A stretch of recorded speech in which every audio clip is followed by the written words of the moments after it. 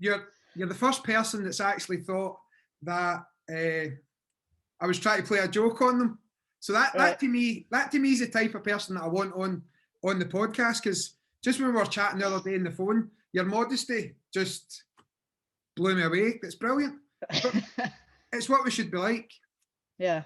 I think. Well, cheers, Kareem. I mean, it just seems to go natural, sort of hand in hand. Yeah. I think it's the hand that you dealt with as a kid, isn't it? I suppose. Maybe, I'm not too sure. But it touched me, because when you said, when I'd sent you the initial contact to invite you on, and you said, I'm looking at this thinking, is this guy having me on? That's brilliant. So that's brilliant. But listen, we'll do maybe about an hour or so, unless the conversation goes longer, which I'm happy for. So you'll be absolutely fine. Right, let's start with two things. So the first thing I'll say is you're known as the warrior monk.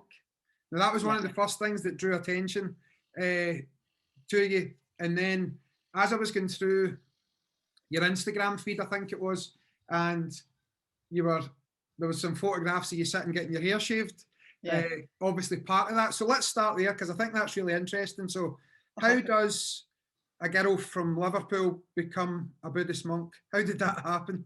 It's a weird sort of one, to be fair. It's a bit of a long story. Go for it. In 2008, I was going through a really, really tough time. My father was dying. My personal situation at home wasn't great, and I was under a lot of pressure at work. I got accused of bullying at work, which is not me. Right. So I ended up being counselled, and the guy that was my counsellor was an ordained Buddhist monk. And I didn't know at the time. It's only later on when we spoke, I'd expressed an interest in meditation, and he said, do you know what, this group's a good group, you might like it, why don't you come along? And it kind of went from there and snowballed. Yep. If I'm honest, I liked it because it was, the environment seemed natural to me, with form, same as martial arts. Everything just kind of like fell into place. Yep. So from there, I was like, right, I'm really into this. I like it. I've not touched my phone for 2 hours. I'll go back next week and I'll see if it's the same. Yep. Went back. Okay, it's the same. Slept like a log. But I really want to get into this. What is it? What's the passion? So I was going and going. And then after a month, it was kind of like, okay, formally you would ask your teacher to be your teacher. Okay. It's called shogun, and it's a really short ceremony. So I'm sitting there and I'm like, I really like the sound of that, because then there's no get out clause, is there? Yeah. It's like, will you be my teacher? Will you accept me as a student? So kind of after it's probably about 3 months, I asked my teacher to be my teacher. And my teacher is a guy called Dave Scott, who's 7th Dan Waichiru Karate, right? Who got into Zen, I think through the karate practice. Okay. He's very well renowned and everyone knows him. So after that, I was like, right, I want to deepen my practice, because I've seen so many similarities between Zen and martial arts. The form translates so easy. It's like we bow into the dojo. So they bow to an altar. We bow to a kamidana. Everything was right. Okay, this is where I want to be. I can't express in words the connection between the two. It's just my passion. I just love it. And then we ended up, Jukai is kind of like the next sort of step. I wish to live my life as a Buddhist. I will follow precepts, which is the same as vows. Okay, yeah. So I did the Jukai ceremony. And then once I'd sat for a while, it was basically 2014. I thought, right, I really want to show up to this. This is my life. I want to dedicate my life to it. So I asked to be ordained. I got turned down 3 times, and it reminded me of the story of when you go to a monastery, you knock once and they don't let you in because they want to see how determined you are. And it's like, they normally say after the 3rd time they let you in. Yeah.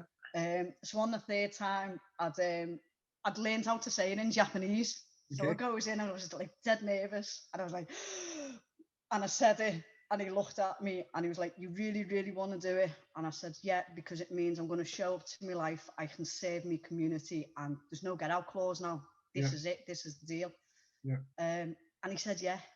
Brilliant. I just like burst into tears. You could have bowled me over with a feather.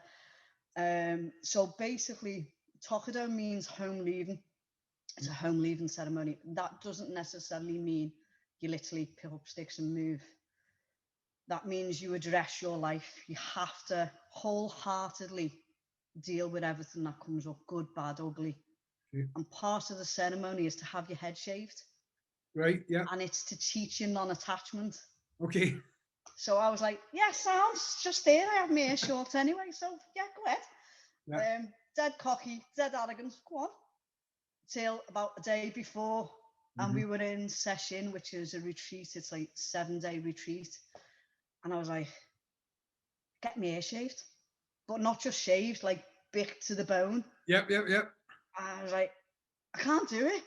Oh God, I can't do it. I've just been the cocky kid from Liverpool that's gone sound. And now I'm just like,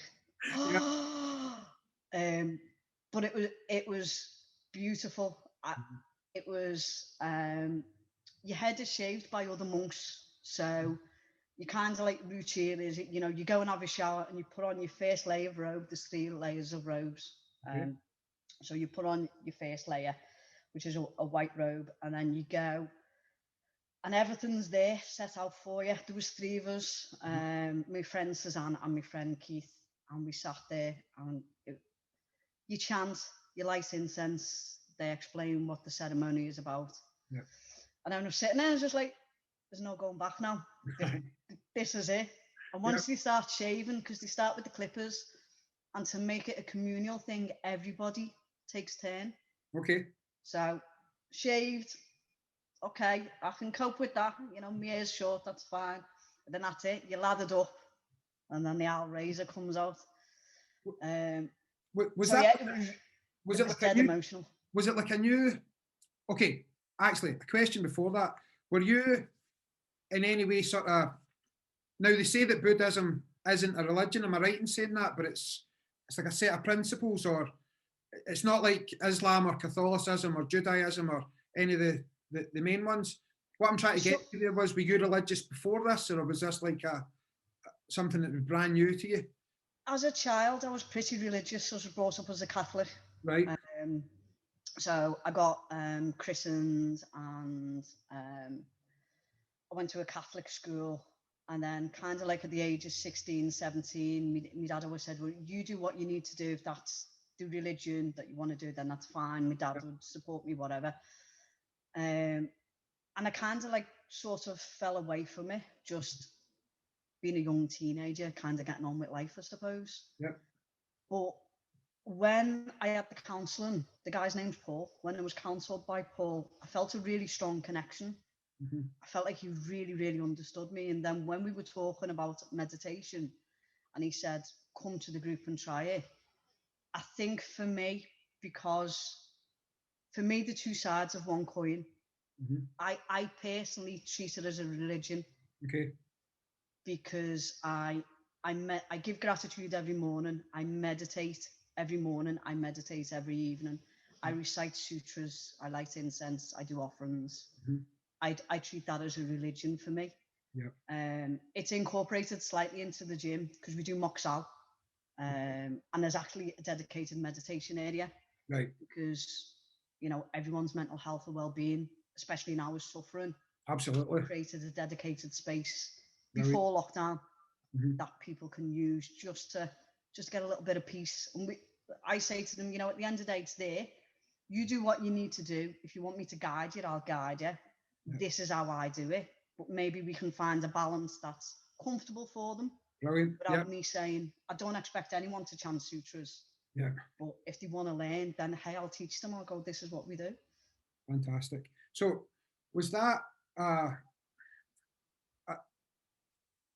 obviously you've said there that you feel it's like a religion, and you, I'm going to use a term here that's maybe not controversial, but maybe not for everybody. Did you feel sort of like born again, as in like a fresh start, or was this just skills that you were going to bring into your life as it was, or was it like after that sort of ceremony where the head was shaved, and were you aiming to be like a new person, or just a better person, or what did it bring to you?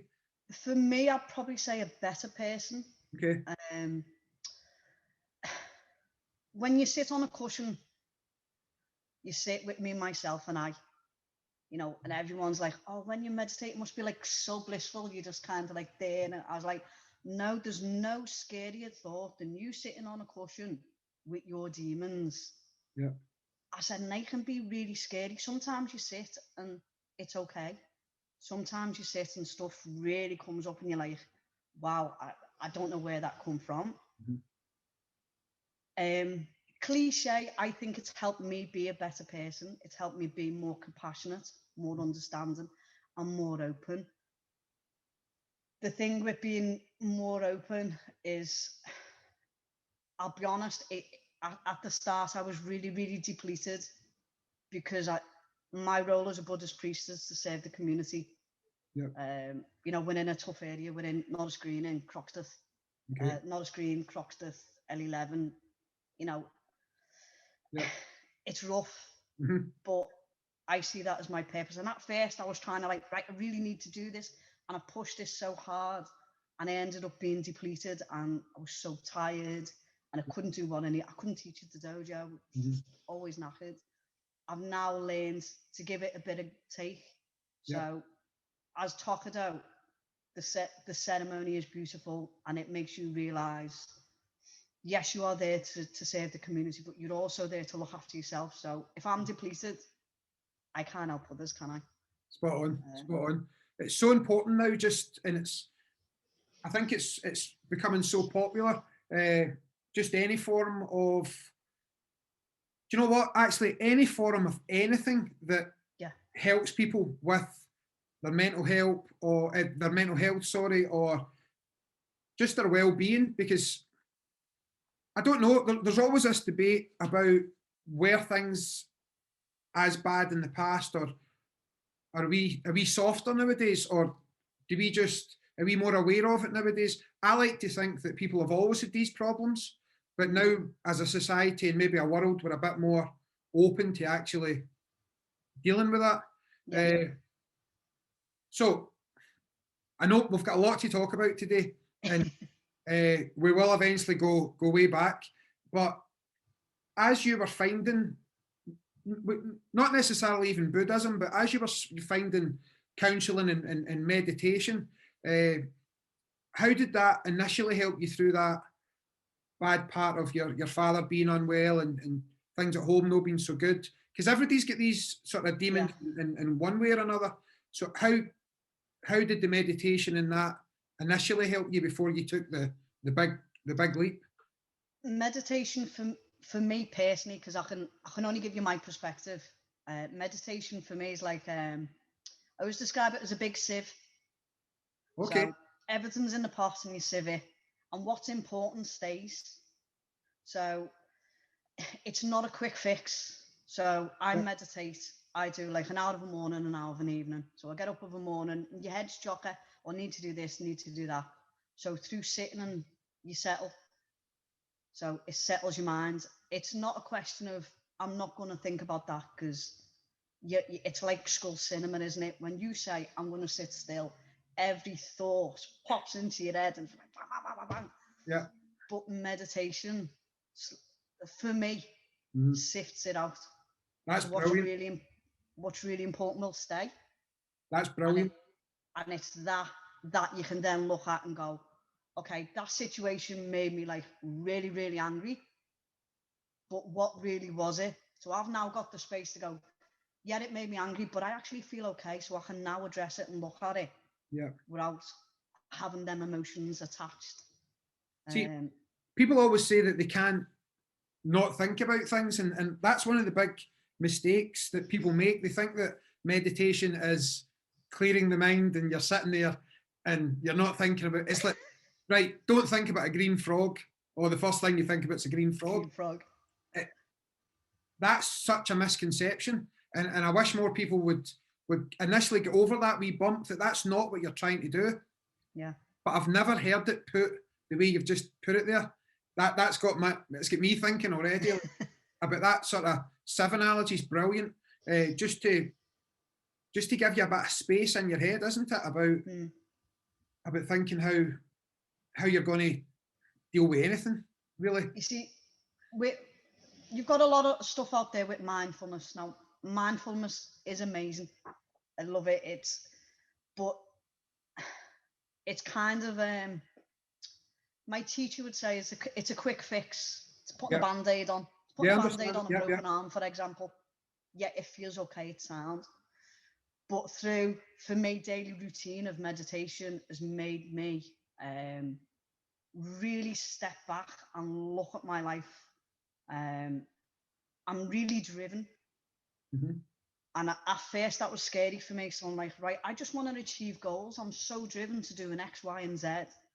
And then I've sat and I've gone, there's a reason I am driven to do X, Y, Z, because I wholeheartedly want to lead from the front for my dojo, for my students, for the people in my sphere to say, listen, if I can do this with X, Y, and Z behind me, where people would have given up and gone, do you know what? I can't move forward. This is it. I'm done.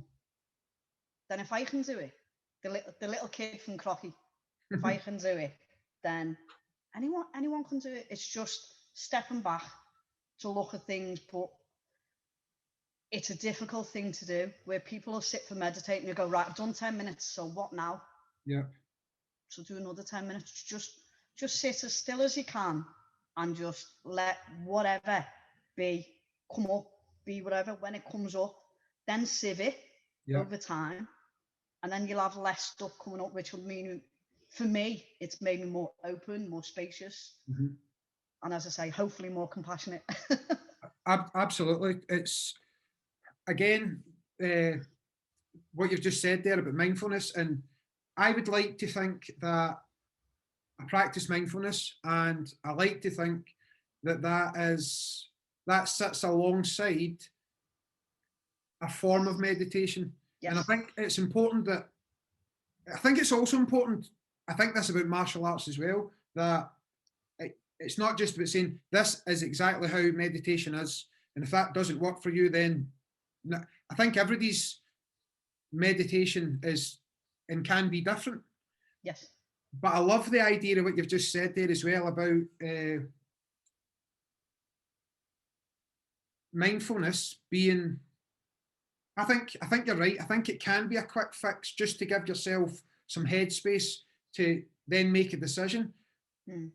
But unless you sort yourself out a couple of layers underneath that, quite a few layers underneath that actually, that's really made me think there. Again, this is brilliant because it's brilliant. It's different for everyone, because people say, yeah, I'll meditate, and you know yourself. I mean, if you're doing mindfulness, you'll know that kind of like after a few sessions in, things start to pop up. But if you're not spacious enough, you can't look at them. Whereas I think meditation, it's a longer process, but I think it gives you that space. So I think the two, hand in hand, we do mindfulness games with kids here. I think hand in hand they work really, really well. Again, probably not, for me, I can have the one without the other, but I know my kids can't have, my kids have to have mindfulness because they can't do meditation because it's too much. Okay, brilliant. Right, so let's have a wee chat now about where you are right now, and I mean along your sort of timeline, and then that'll establish where you are and what you've achieved so far, and we can talk a wee bit about your school, and then we'll maybe jump back again and we'll see how the story leads up to there, because I know you said when we spoke that you hadn't really done like a podcast or a sort of in-depth sort of interview before, and I know you're being brave today to actually talk about some stuff. So I'll try and be as gentle as I possibly can. Thank you. And we'll just see where this goes. So tell us a wee bit about the martial arts styles that you practice, the school that you've got, your sort of full-time dojo, and tell us a wee bit about yourself there. Okay, and don't be too modest. Don't be too modest. Go ahead. I started martial arts at the age of 15, and I just fell in love with it. So I've ended up, I have my own martial arts academy, which is Mushin Combat Academy. It's a community interest company because I didn't want to set anything up that was just sole trader.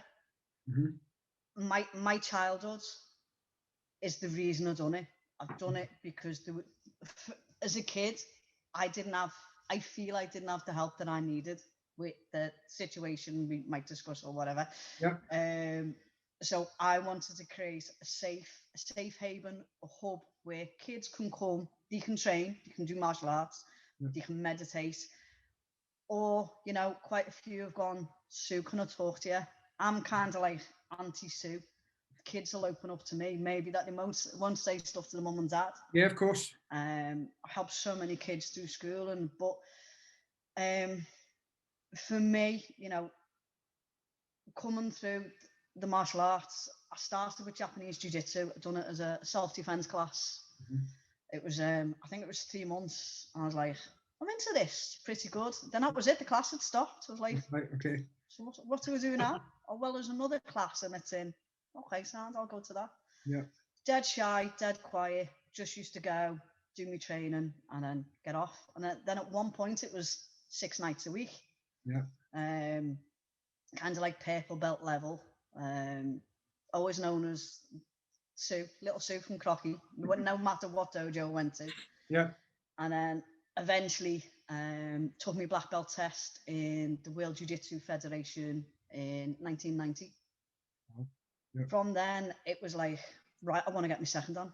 So I've got to wait 2 years. So that's fine, no problem. Waited 2 years, trained hard again, continued the 6 days a week. But I felt like something was missing in my training. I never took my second on. I waited 10 years and I'll be honest, the reason I waited 10 years is I was really arrogant and cocky. Okay. I took my black belt test, felt really good, and then through the next 2 years, I think I've become really egotistical, to be fair. And I kind of took a big step back and I was like, wow, this is really bad. This is not me. This is not how I envisage myself. So I started mixing with other things.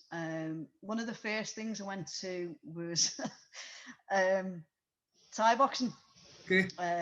So I've got a friend called Colin Heron. He ran Fighters and Fitness, which is now Team Carbon. Okay. So I went to Fighters and Fitness when it was first there, and I was training. I was doing one-to-ones with him. Loved it. And then as they got the new gym, I was like, Colin, can I jump on your advanced Thai class? I thought I was damn good at sparring. I was the bee's knees in jiu-jitsu. No one could touch me. So Colin goes, of course you can, Sue. Within the first, after the warm-up, I'll probably say 10 minutes. This lad had like pinged me loads. And Colin walks past and he starts laughing at me. And he's like, you're all right, King. I'm like, do you know what I'm saying? Yeah, I'm fine. Ping, ping, ping.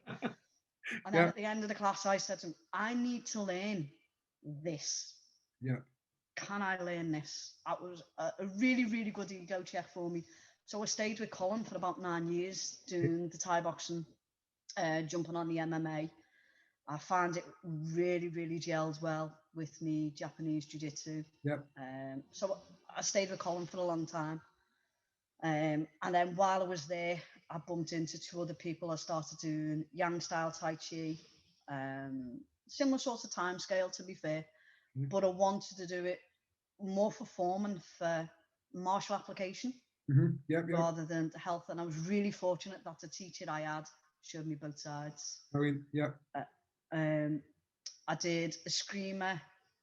Again, the wealth of gratitude I've got for the people who fell in my life is and I mean, fell in my life is unreal. Yeah. I worked at Taskers for years, and there was a guy there, and he just come in, he was talking, and he was from Philippines, and he's like, "Oh, I'm looking for the dojo to train in to do a screamer." I was like, I could probably share mat space with you in fighters and fitness. You know, we haven't got a full class. We become really good friends. We train together. And then after a couple of years, I ended up grading up to Guru, which is third Dan. Okay. Right. With him, loved him, absolutely awesome guy called Mike Sanchez. And the style was Kamot Mindanao. Okay. I've ended up kind of like spidering. So I went for jiu-jitsu to Thai. While I was doing Thai, I did Yang style Tai Chi. I did a screamer. When I'd done Yang style Tai Chi, I was fortunate enough to start to do Aikido, and he taught me Aikijitsu. So I got an associate grade of 5th Dan at the time, okay, with Aikishin Tanren. And then I just wanted to delve more and more. So 2 years ago, through Vinny Shawman, yep, I went to see Vinny in 2018. okay, He really helped me flip my script. yep. Really, really did.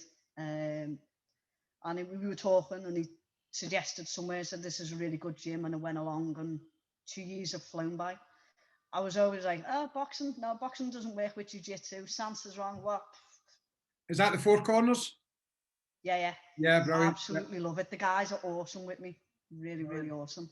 How did you do any mind work with Vinny, or was it just is that were you working with Vinny for? Yeah, I've done the fight on the fly. 4 weeks to freedom. I'm disappointed you didn't get that with chopsticks there.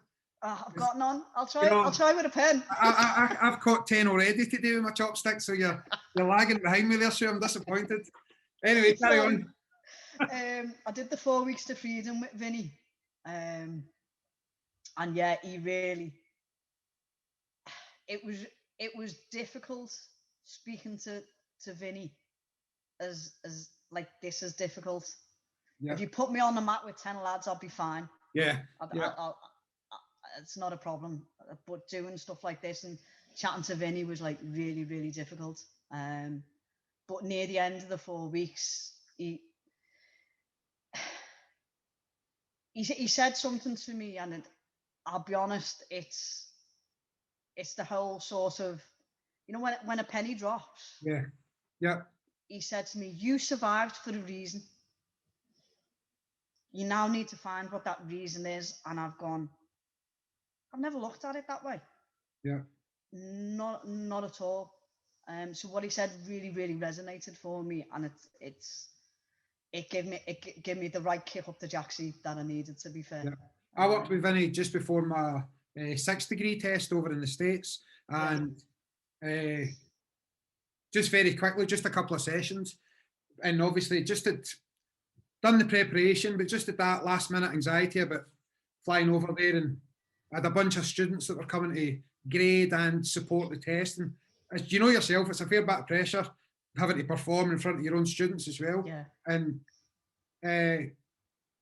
I still haven't told anybody, and I'm not going to disclose it today. Probably won't disclose it ever, but just something that you had me do and say to myself on the day of the grading.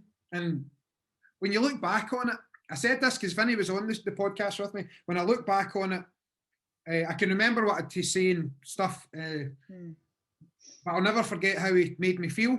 And I know that's quite a cliched statement as well. That you won't always remember what they said, but you'll remember how they made you feel. And I wish that's something that more people would. It's becoming more popular now amongst anybody, but I don't need a mind coach, and I don't need this, and I don't need that. And I think maybe if people opened up a wee bit more, they would realise the benefit they could get out of it.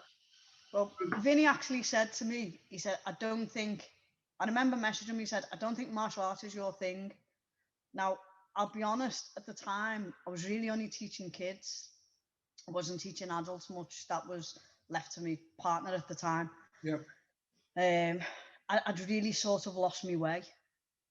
martial arts, being really honest, it's kind of Yeah. like I can cope with teaching the kids, but the adults, you give so much, not always everything comes back, and I find that really difficult to deal with. Yeah, me too. Yeah. But I ended up going to a seminar in Manchester and meeting a group called United Kingdom Budo Federation. Yeah. And we become pretty good friends over time. You know, probably within 6 months, the friendship had grown with the three directors there. Now, I'd messaged one of them and I said, I really like what you promote. They promote the Budo values, which is what we do as our gym values. Yeah. So like what you promote, what's the script in joining, what do we need to do? And, you know, the head guy is a guy called Mark Wood. He's their jiu-jitsu guy. And he's like, do you know what? We really like you, so we'll take you. And I said, no, let me do it formally. And then, you know, you can say yes or no. So they accepted me and made me their regional representative for the Northwest. But I said, I'll only accept, I'm British Combat Association. Peter and Dawn have been absolutely amazing with me, and I've been with them since, I think it's 2011 I joined them. Okay. I said, so I will only join your organisation if you let me stay part of this. And Okay. that's who I'm with.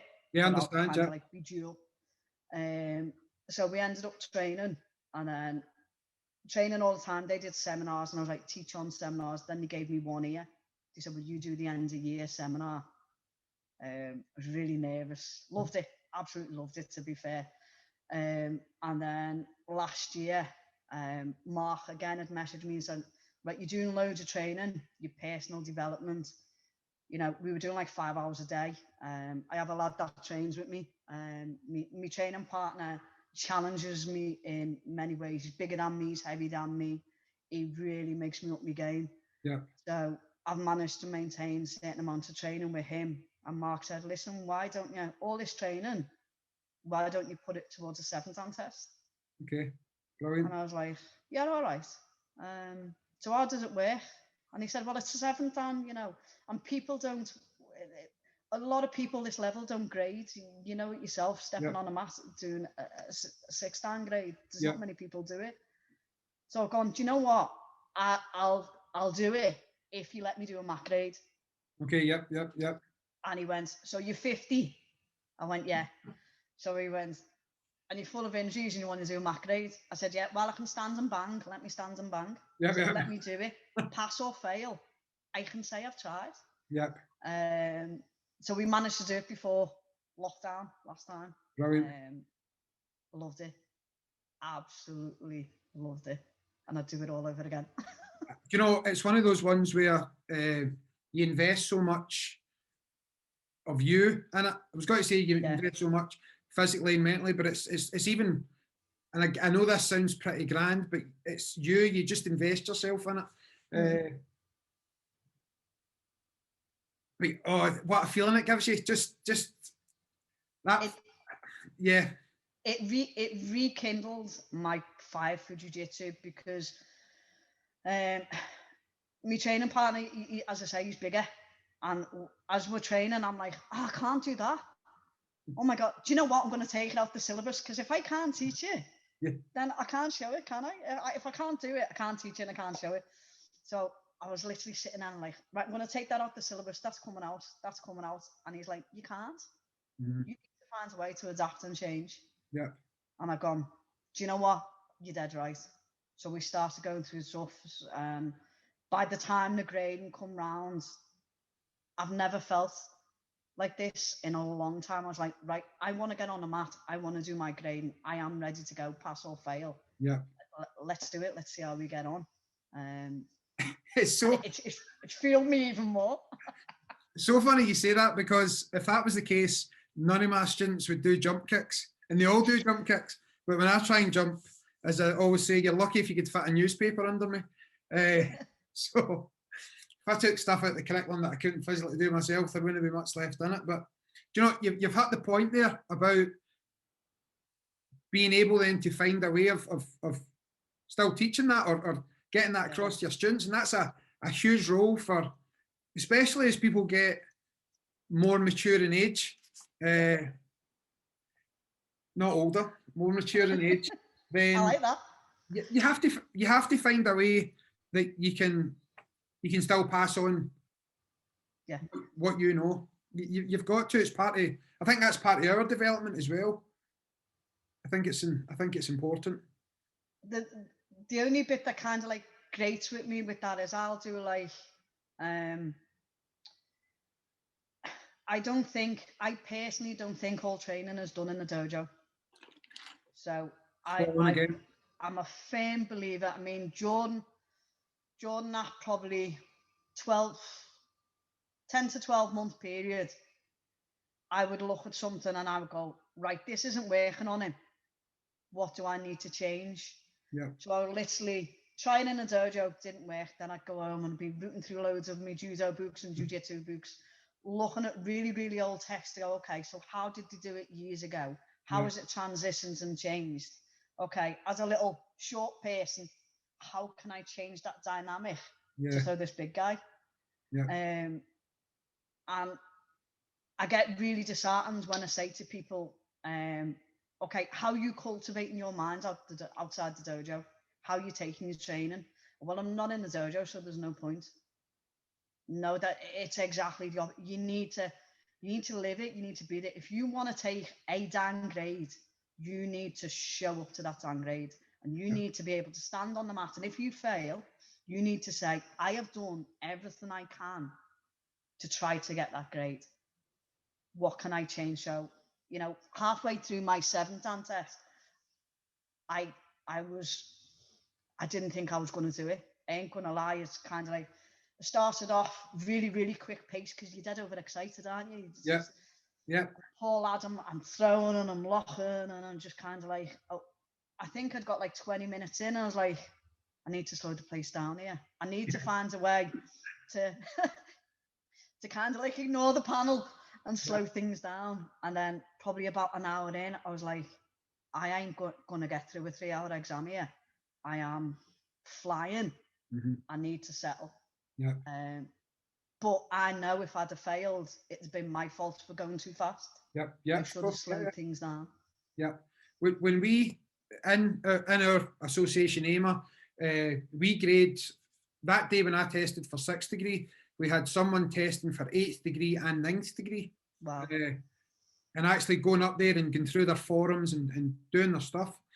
And it's just amazing how your mind plays tricks, because so we had a black belt test, people going for first Dan all the way through all the Dans, and the way our grandmaster done the test was he had the 2 people going for grandmaster test first.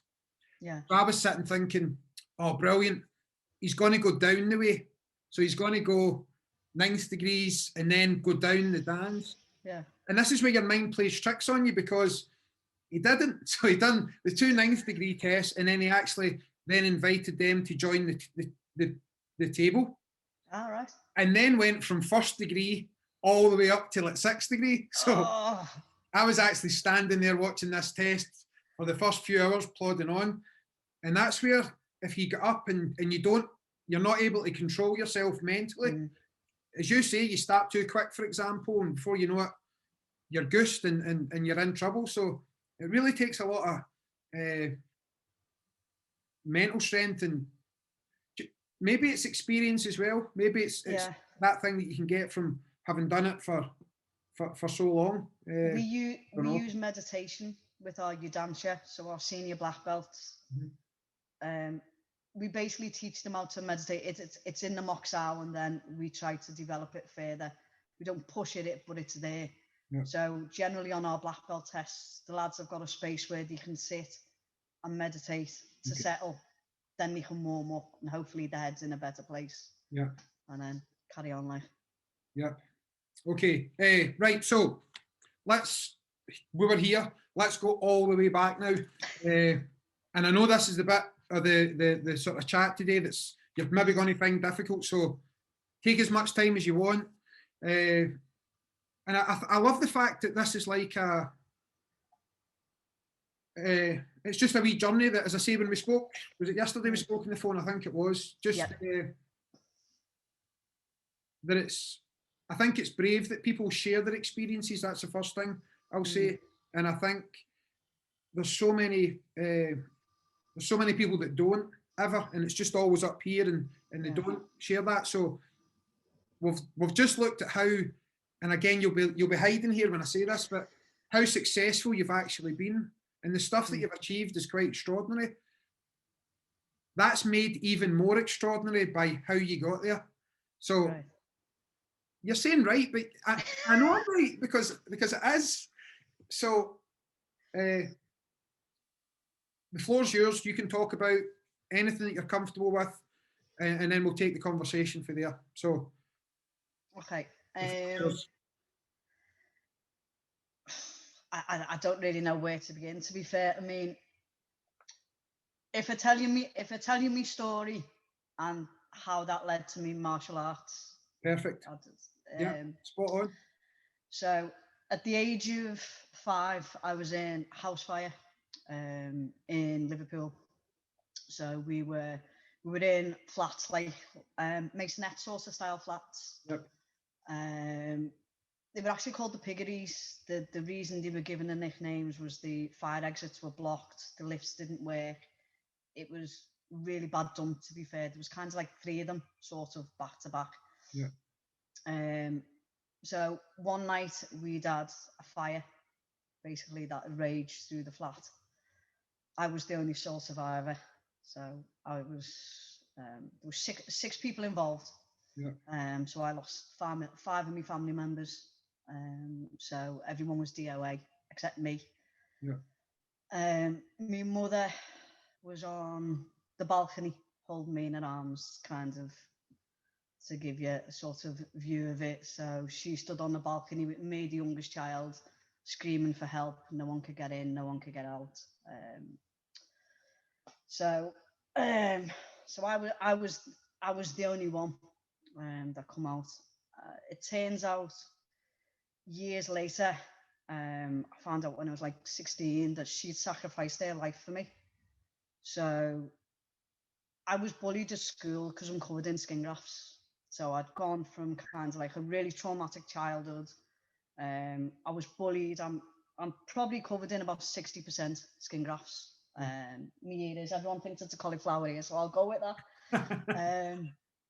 But through that, I was bullied throughout schooling, and then, as I say, my burns are in such a situation that when I was 16, kind of like a distant family member had said to me, no, this is actually what happened, told me everything that had gone on.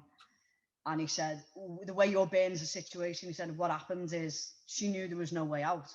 So she's held you and she's protected you from the flames. Now, it took me 38 years to come to terms with that. I'm not going to lie, it's really, really traumatic. And that's one of the things that Vinny mentions and Vinny helped me with.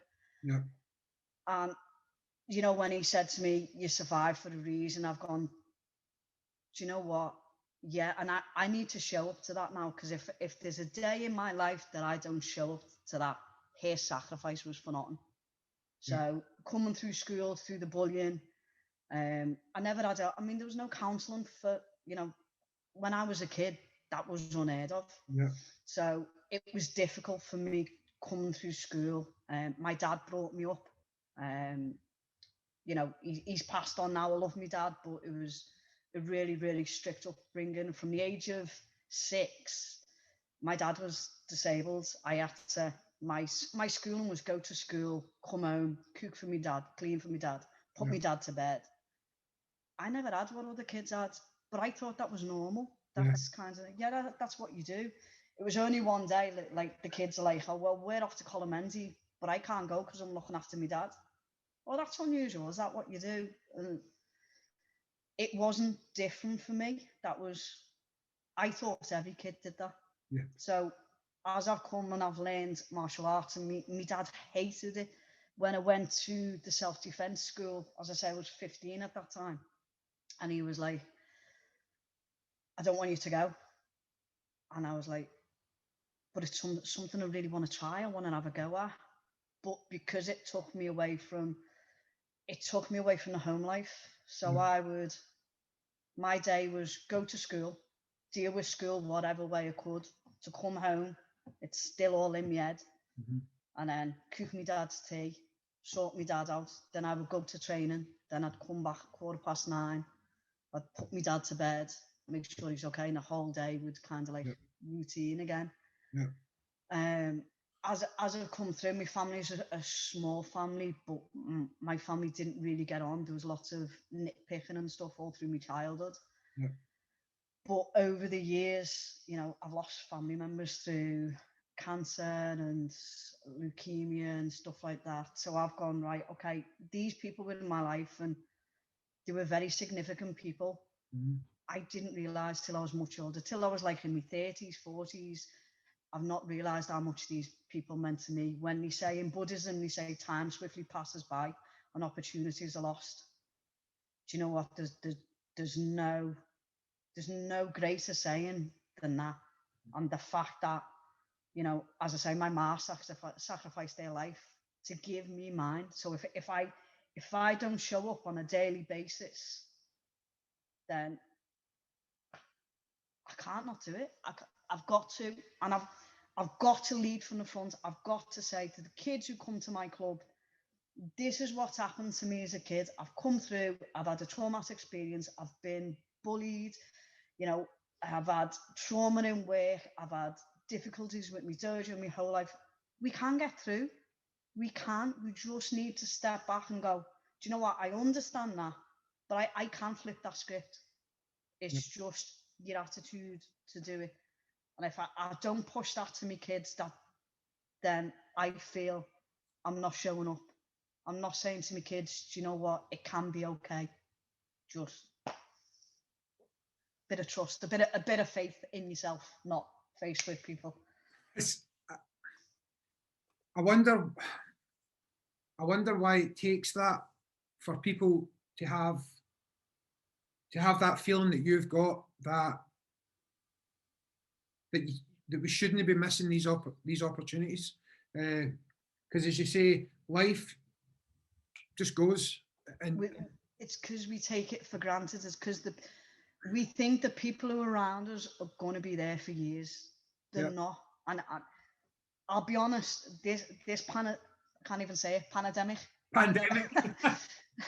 This stuff that's going on right now, that's made me really realise who is in my life. My dojo's been shut almost for a full year. We've been open, we've been shut. I can't bear being away from the kids. It's daft. I don't have children, but I love supporting the kids that are here. I love supporting the adults that are here. I love the community. I've got an extended family. You know, Vinny always said to me, you're looking for a family. Last year I went, in my head, I've gone, I'm not looking for a family. I've found a family. My family is the children and parents and the adults who come to Mushin Martial Arts Academy, because they're the people who message me daily, weekly. Hi, Sue, what's going on? You're okay? And it's took that for me to go, wow, I can't be without my dojo. So I will fight hand and tooth to keep my dojo, to create a place to give, especially to kids, to give them what I didn't have as a kid. They need that link.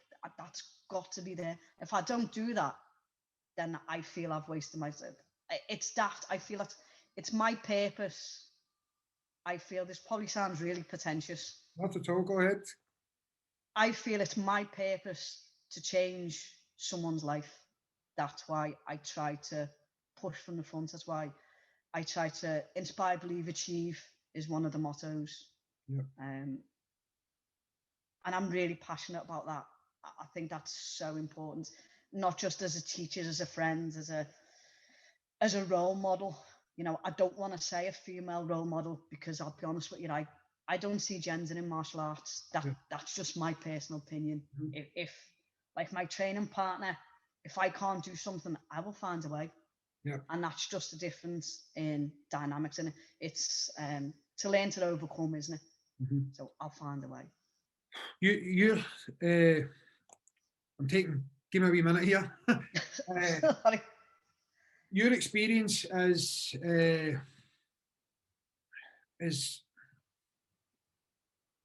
don't even know where to start with this. So your experience as to the extreme,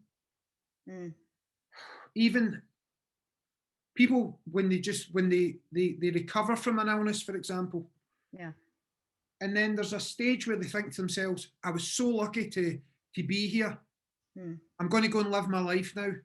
And that feeling only lasts for a month or 6 months. And listen, I'm as guilty as this as anybody.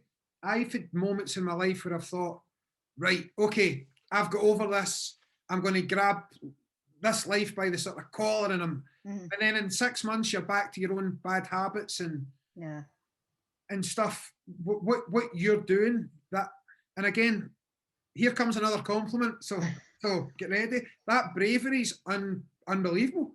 It just is, to have that, to say, do you know, I hadn't see when I was like taking notes and looking through your Instagram page and stuff, that bravery word didn't really come into my head, but it's spot on.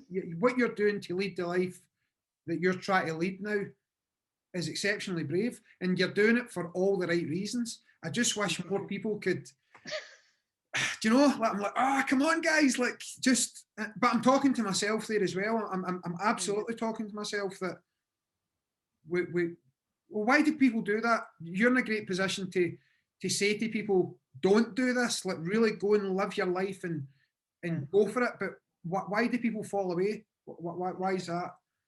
I'm not, do you know what? I honestly don't know. I mean, don't get me wrong, I have my wobbles. Yeah. I mean, this year I've had, well, 2020, I've had plenty. But for me, I go back to my childhood. I always go back to my story. Why am I doing this? You know, I lost my mum and my brother in the fire. You know, my sister was supposed to be getting married just after December. She was pregnant. Wedding dress was hanging in the wardrobe. When the fireman went in after the fire, there was a little red fire truck which I used to play in. Apparently, I was a tomboy. There was this little red fire truck, and her dress was untouched. And I look at stuff and I go, every time I have a wobble, I take myself back and go, right, okay, so for me, what is not so much my purpose? What is it? Why do I need to move forward? Why do I feel the need to help kids? Because life was given to me. That life was given to me, and if I throw it away to the wind, I can't even think of the saying. But if I throw it away, then for me, my life's not, and I haven't got a purpose. I think one of the greatest things is to find your purpose, and I understand that people struggle, but you know, as Vinny said, you know, things hit you, you know, and yes, you get down, you know, I hold my hand up, I do have my wobbles, I have my moments, but then I go, do you know what? What you are feeling now will pass. Every day is different. Every morning, the sun shines. Every night, the moon is there. You know, the sun and the moon don't show up for me. They don't go, oh, I'm popping out today, so we're just going to come out for a bit. They're just there, aren't they? So what I am feeling right now will pass. Everything will be okay. It's just, sometimes it just takes time, and it's understanding that, yeah, it'll hurt. You know, I mean, if you're going through a traumatic, as I say, it took me 38 years to come to terms with something that, to be fair, and really kind of thought about it. It was, as I say, it was Vinny who flipped the script, and it's, I now look at that as with the deepest gratitude, and I try to every morning go, do you know what? I am grateful to be alive. I am grateful to share my story. I am grateful to be around people that I love. You know, I don't know what to do if I didn't have my gym and the people around me. But it's hard when you're in a traumatic place to move forward. But I'm hoping that sharing my story, and that's what I try to do on Instagram. This is my journey. You know, if I can inspire just to go, do you know what, today I'm going to give it a go. I'm going to be positive. I'm going to wake up every morning and go, do you know what, I am really grateful to be alive, and today I'm going to go to the gym. Today I'm going to go for a jog. Today I'm going to go for a walk. And it makes you feel so much better. But I understand people struggle. Mm-hmm. I think it's, to nick your word, brave. Yeah, I think sometimes you just need to be brave and go, I'm doing something different today. I think two of the things that I've tried to get better at, and then I don't know if you find this, but I find that it's just natural for me that if it's something I'm thinking about or something I'm working on, I then just automatically share that with my students. And if I've got an idea that I've maybe meditated on, the next class it will come out in my teaching, and I'll say, let's talk about this, or let's think about this. And years previously, that was on, you could only do that whilst you were teaching, but now it can be a social media post or whatever. So the two things that I've really thought about over the last year and a half, 2 years, is gratitude, which you've mentioned quite a lot today, and perspective as well. And just actually taking a step back and putting things into perspective. The one that I want to chat with you now about is that gratitude. As I say, you've mentioned it a few times, and there's lots of social media stuff about you've got to show gratitude, and it's just wee pictures, but how do you actually bring it into your life every day? What's your practice for actually reflecting on your gratitude? Okay, it probably sounds pretty boring, to be fair, but for me, gratitude for me is daily practice, just the same way as your daily practice would be to go to dojo and do kata.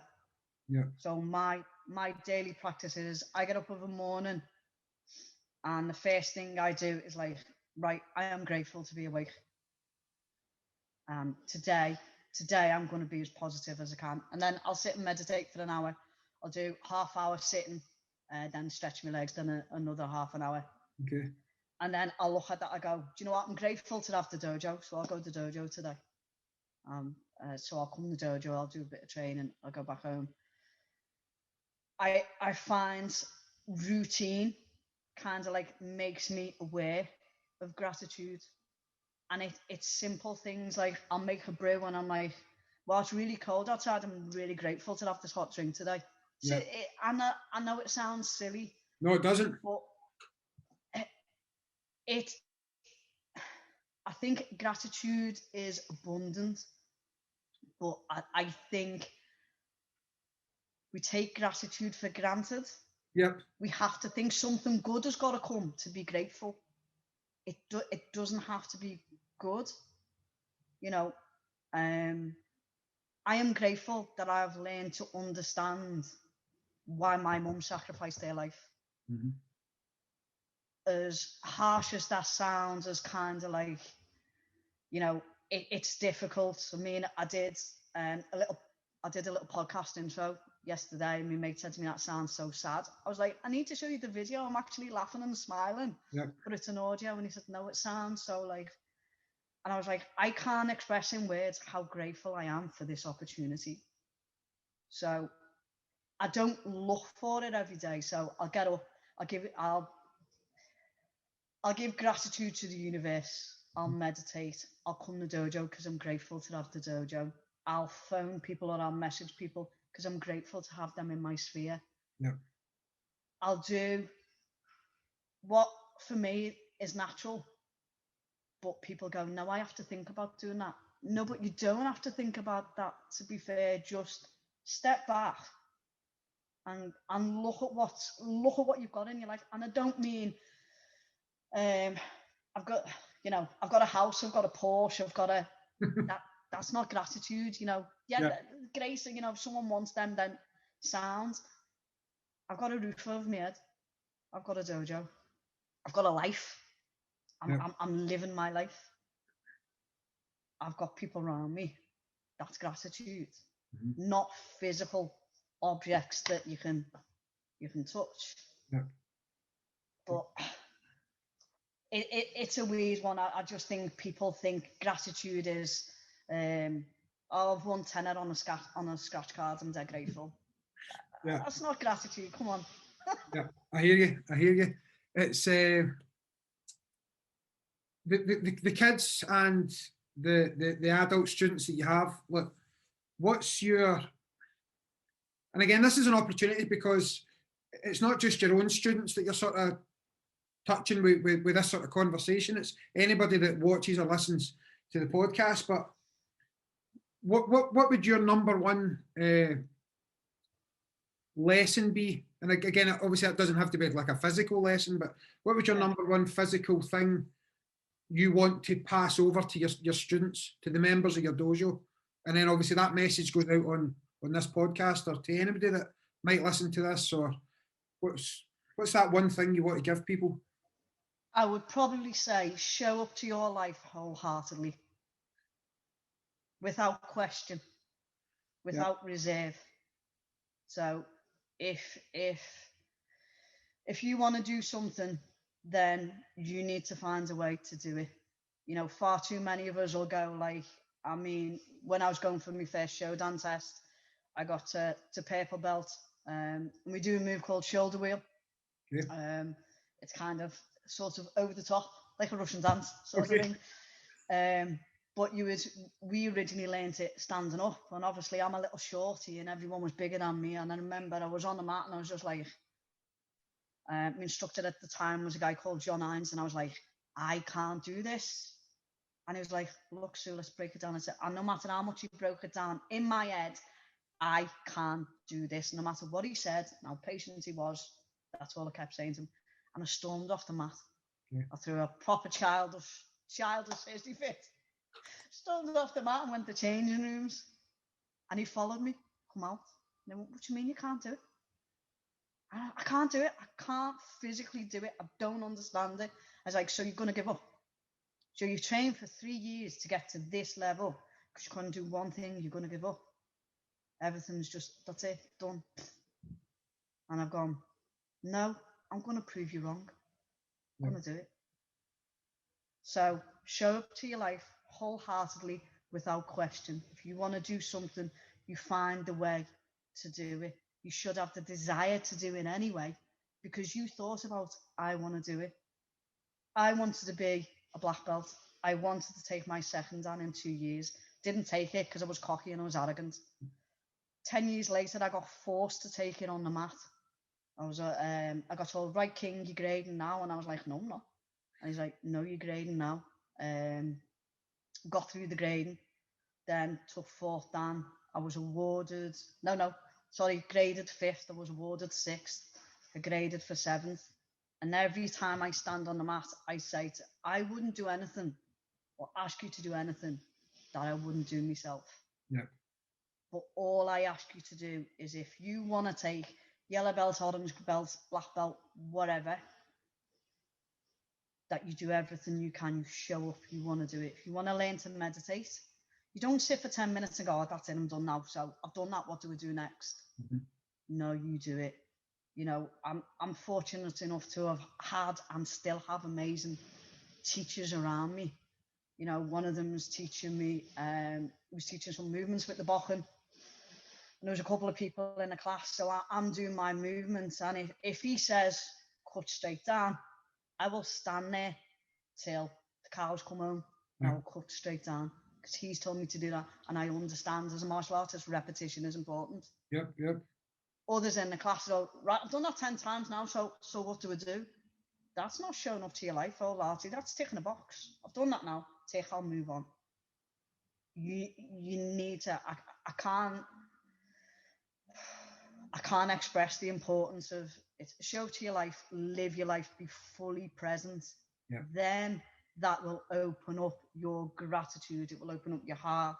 It will make you more open. It will make you spacious. And for me, it made me realize how egotistical I was as a youngster. And I've gone, oh, I never want to be that person again. Brilliant. Right, do you know what I'm going to do? So just before we finish, I'm going to get your, unless you know it, do you know off the top of your head what your handle is on Instagram so people can follow you? It's Warrior Monk. Warrior Monk Liverpool. Warrior Monk Liverpool. Yeah. I think it's got an underscore on it. It does. So it's Warrior Monk Liverpool. underscore, and I'll just I wanted that to be in the episode so people can go on and follow. And you're on Facebook as well, and you've got a YouTube channel. Yeah, I have. I haven't got a YouTube channel yet. Okay, right, that's coming. But basically, I've got an. If you go on Facebook, I have a page called Sue King, and then it's @WarriorMonk. Brilliant. Okay. Anything else you want to add, Sue, before we finish up?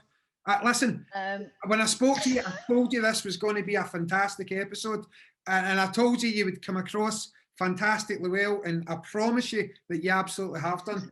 I've had a brilliant time chatting with you. Anything else you want to say before we finish up?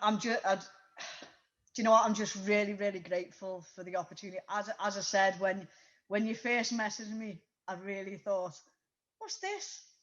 This person winds me up. And I kind of like read it and put the phone down. I was like, no, I need to read that properly. I've only read half the message. Yeah. Then I read it. And when you sent the YouTube link, I was like, oh, right. And then I bottled it. I completely bottled it.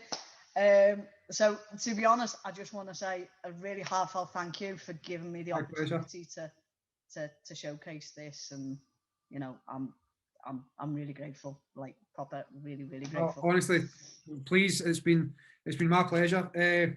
Okay, so that's us, guys. We've went. That's an hour and 10 minutes gone already. It just, see, when we start chatting, it just flies in. So this is Saturday afternoon. Actually, we usually release on a Saturday, but I'm going to get this out tonight or first thing tomorrow morning. Okay. I'll tag you in on all the social media stuff, and hopefully people can get it. All right, Sue? Yeah. Do you know what? Thanks. I mean, seriously, thank you. You're too modest. I really appreciate it. You're too modest. Right, listen, we'll sign off there and have a brilliant night. Okay. Right. Okay. Cheers, take care. Take care. See you later. Bye bye.